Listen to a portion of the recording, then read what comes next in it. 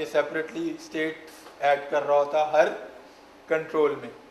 लेकिन अगर मैंने अक्लमंदी से काम लिया और मैंने एक टाइप डेफिनेशन बना ली अपने कंट्रोल की और उसको अपने पूरे प्रोग्राम में यूज़ किया जहाँ जहाँ मैंने स्टेट मशीन यूज़ की, या for that matter not, this is not true only for state machine, लेकिन मैक्सिमम यूज़ कैसे में आता है, कहीं कहीं जैसे मैंने इसकी एग्जांपल दी, जहाँ जहाँ मैंने अब ये इन्यूमरेटेड कंट्रोल यूज़ किया होगा और इसकी मदद से जो भी मैंने काम लिया है, मैं सिर्फ जाके अपनी प्रोजेक्ट एक्सप्लोरर से ये कंट्रोल वाली फाइल खोलूँगा, मैं जस्ट जाके इसको कस्टमाइज में जाके इसकी प्रॉपर्टीज़ लूँगा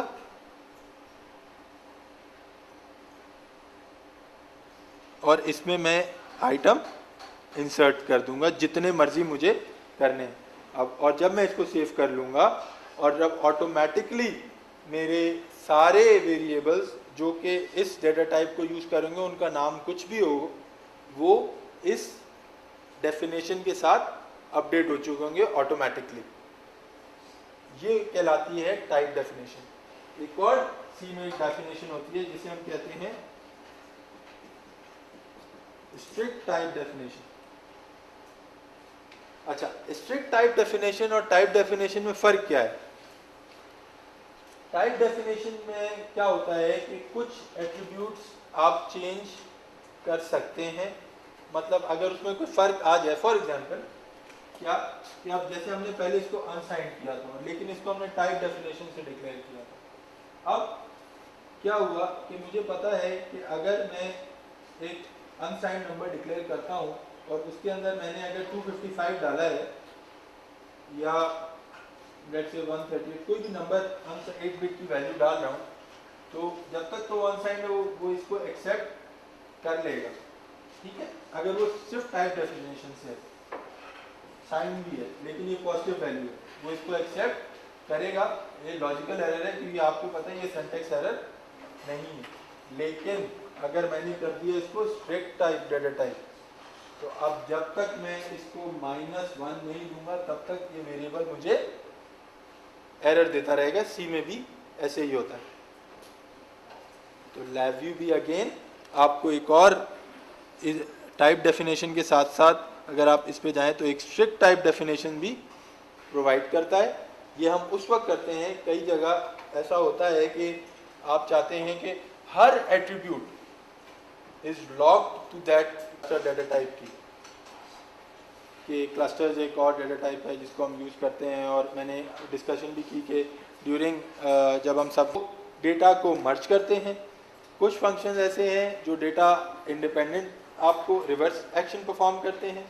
और इस LabVIEW की एक और बड़ी खूबसूरत बात यह है, सी में क्या होता है, सी में क्लस्टर जो डिफॉर्मेशन है, जब आप डॉट एक्सटेंशन से उसको लिखते हैं स्ट्रक्चर का नाम, फिर डॉट और फिर आगे आप सब एलिमेंट का नाम लिखते हैं स्ट्रक्चर में, तो वो सिर्फ बाय नेम आप उसको एक्सेस करते हैं। सी में अगर आपने एक स्ट्रक्चर बनाया,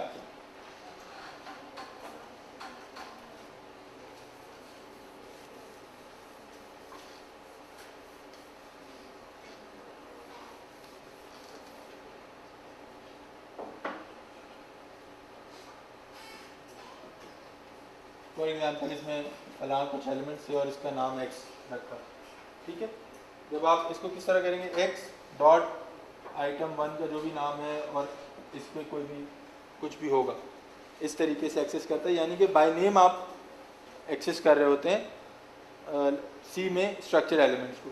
LabVIEW में आप दो तरीके से स्ट्रक्चर एलिमेंट्स को एक्सेस कर सकते हैं, एक बाय नेम और एक by their position. By position क्या मतलब है, दो टाइप के फंक्शंस आपको नज़र आ जाएंगे। एक कहते हैं अनबंडल, ऑब्वियसली बात है, उसको स्ट्रक्चर को बाय नेम अनबंडल यहाँ पे हम यूज़ करते हैं जब हमें क्लस्टर से एलिमेंट्स को सेपरेट करना होता है।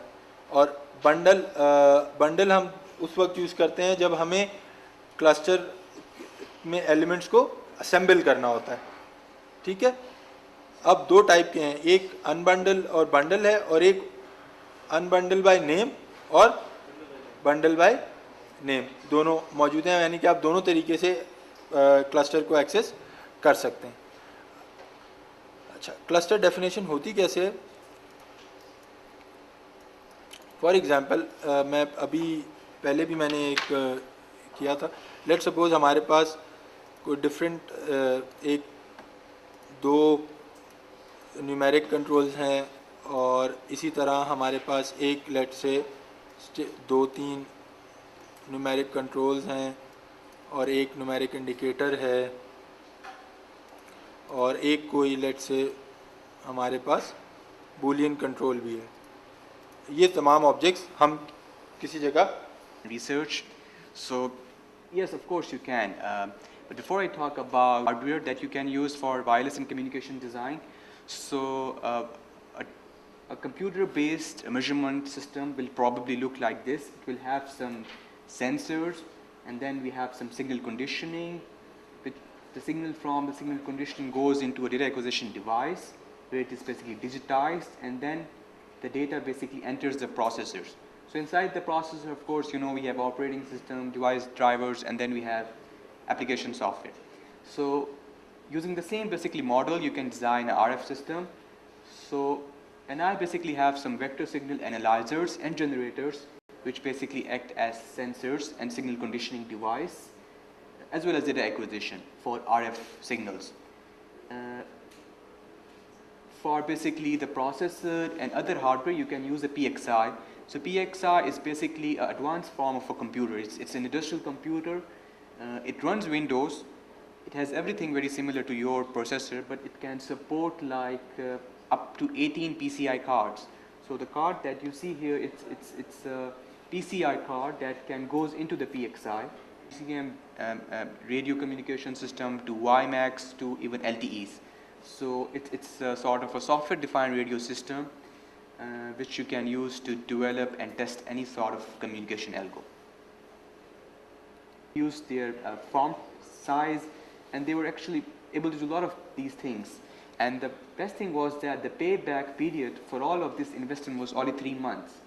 So they developed a system that automatically tests their system, determine the parameters, and then using this system they can verify if the parameters are according to their requirements or not. Another thing which you can do from PXI is that you can do and develop systems on cognitive and SDR.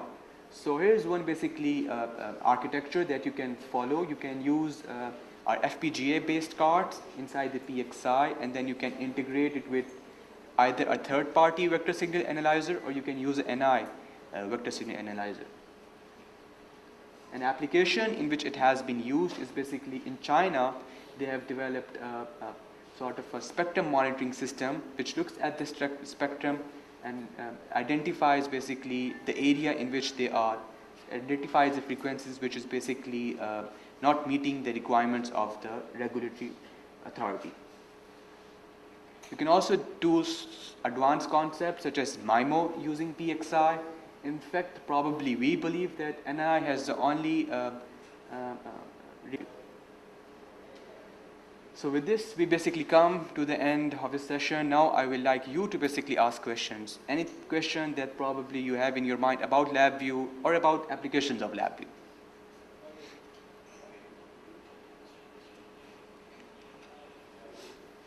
I'll come down so I'm much more